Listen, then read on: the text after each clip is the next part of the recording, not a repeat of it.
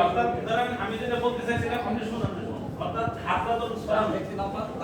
ওই পাশটা এদিকে মানে তো সেন্সলেস ব্যাপারটা বুঝছেন কিনা এটা আপনি দাঁড়ায় দেখতে পারেন অর্থাৎ সে সেন্সলেস না এই আর সেন্সলেস আপনি কি করবেন প্রথমে উদ্ধারকারী গিয়ে কি করবে তারে প্রথমে উদ্ধারকারী নিয়ে তারে কি করবে এই যে তার হাত পাটা এই যে পাটা দমাবে পাটা দমাবে এই দুই পা একসাথে ধরবে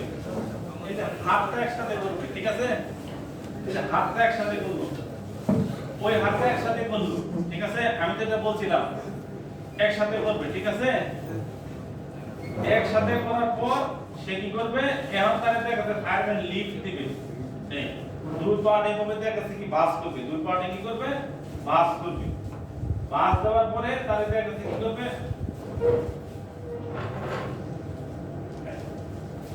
অর্থাৎ আপনি তার এক হাতের উপর মাথা দেবেন এখানে থাকবে তার মাথাটা ঠিক আছে এই হাত